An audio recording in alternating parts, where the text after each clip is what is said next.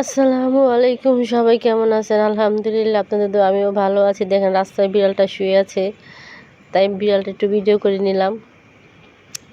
আমি এখন যাব একটু টেলার্সে লালবাগের দিকে, তাই আমি যাচ্ছি বলে একটু ভিডিও করে নিলাম।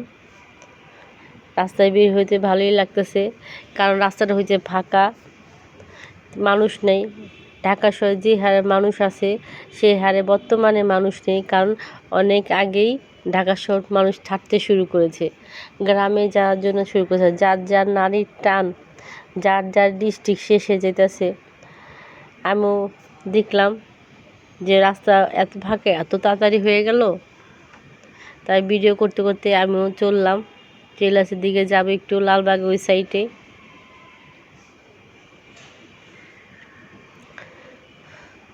এটা কিন্তু লালবাগ শাহী মসজিদ, এটা পুরান লালবাগ শাহী মসজিদ।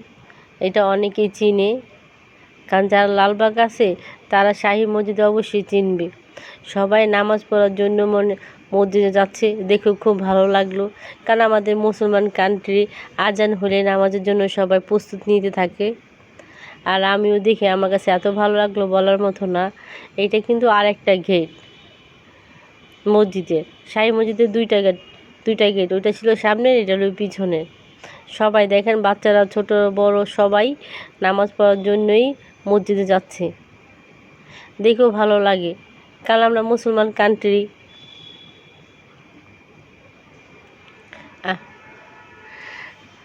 সেই টেলার্স থেকে বাসায় চলে আসছি, আইসে আবার রান্না শুরু করলাম। পেঁয়াজ ছেড়ে দিলাম তেলের ভিতরে এবং লবণ দিয়ে দিলাম, কারণ যেখানেই যাই না কারণ মেয়েদের তো রান্না করতেই হবে। দিয়ে দিলাম আদা। রান্না ছাড়া তো মেয়েদেরা উপায় নাই। তেলের উপরে আদা এবং লবণ দিয়ে ভালো করে একটু কষিয়ে নিব। এখন দিয়ে দিলাম হলুদ গুঁড়া, মরিচ গুঁড়া,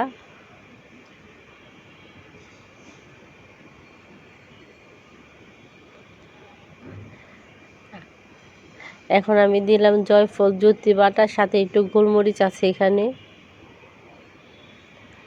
আজকে আমি মুরগি রান্না করব, তবে মুরগিটা আমি ঝুরি বোনার মতো করে রান্না করব, ছোট ছোট পিস করে।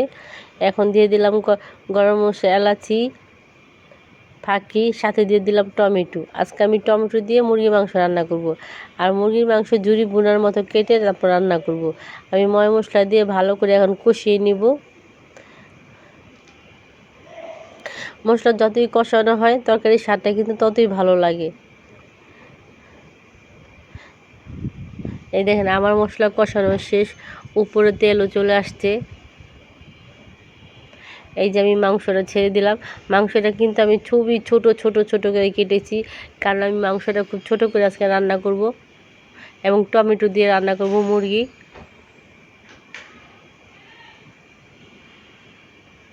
আমি এখন ভালো করে মিশিয়ে কষিয়ে নিব। এই যে মশলা দিয়ে ভালো করে কষিয়ে নিলাম।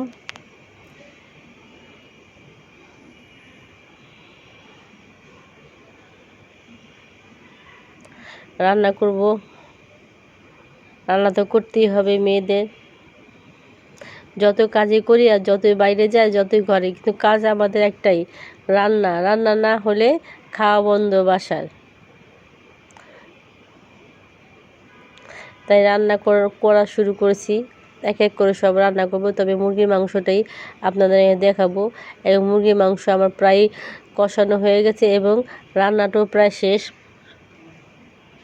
দেখেন আমি একেবারে ছোট করে পিস করে নিয়েছি।